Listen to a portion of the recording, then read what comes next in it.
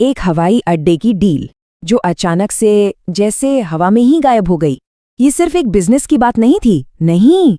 इस एक घटना ने एशिया में पावर के बदलते समीकरणों की पूरी कहानी हमारे सामने लाकर रख दी है। चलिए इस दिलचस्प पहेली को सुलझाते हैं।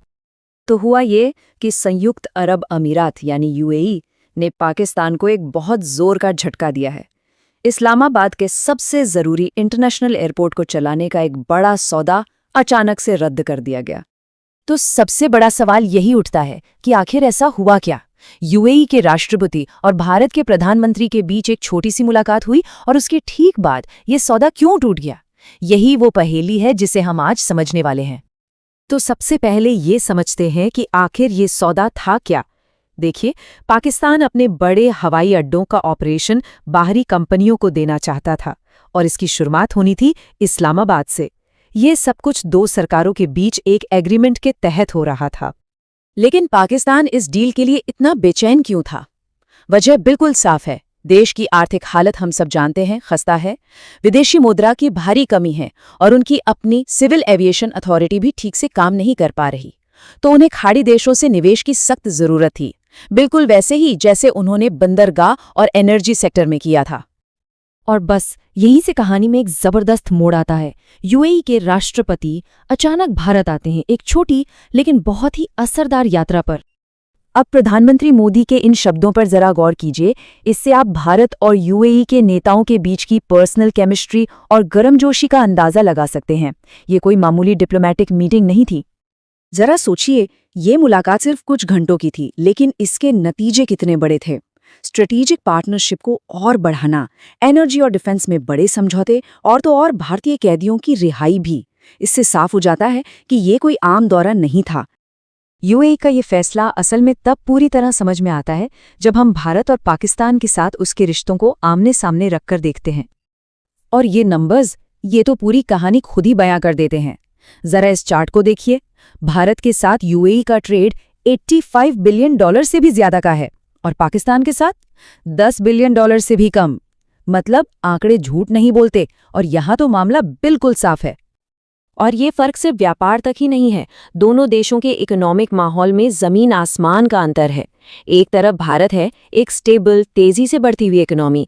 दूसरी तरफ पाकिस्तान है, जो आईएमएफ के सहारे चल रहा है। भारत में नियम कानून साफ हैं, जबकि पाकिस्तान में इन्वेस्टमेंट को लेकर हमेशा एक अनिश्चितता बनी रहती है। अब ऐसे में यूएई के निवेशक कहाँ पैसा लगाएंगे? जवाब साफ है। सुरक्षा के मामले में भी अब यूएई कट्टरपंथ को लेकर बहुत सावधान हो गया है। वो भारत को आतंकवाद के खिलाफ लड़ाई में एक भरोसेमंद साथी के तौर पर देखता है, जबकि पाकिस्तान का माहौल वहां की अंदरूनी अस्थिरता और तनाव की वजह से काफी जोखिम भरा माना जाता है। और हाँ, ये समझना बहुत जरूरी है कि ये सिर्फ एक एयरपोर्ट का सौदा नहीं था। इस डील से पीछे हटना अपने आप में एक बहुत बड़ा जियोपॉलिटिकल स्टेटमेंट है। क्यों?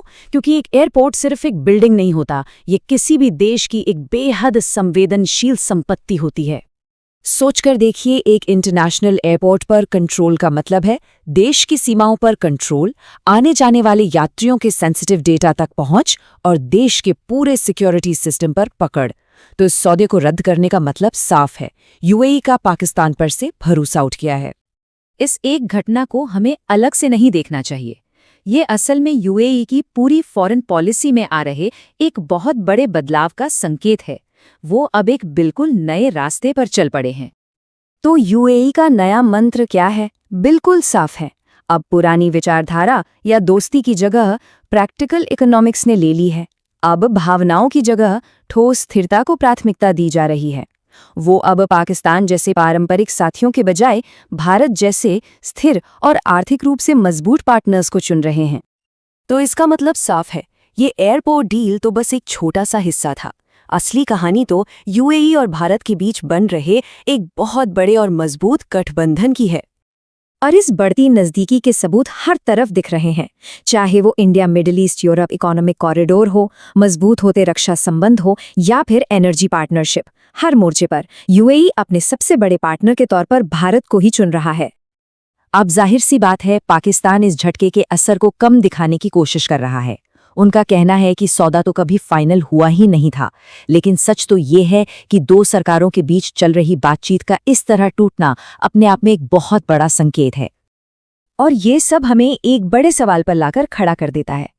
जैसे जैसे पुराने गठबंधन बदल रहे हैं और नई दोस्ती बन रही है, दक्षिण एशिया का भविष्य आखिर कौन तय करेगा? ये सोचने वाली बात है।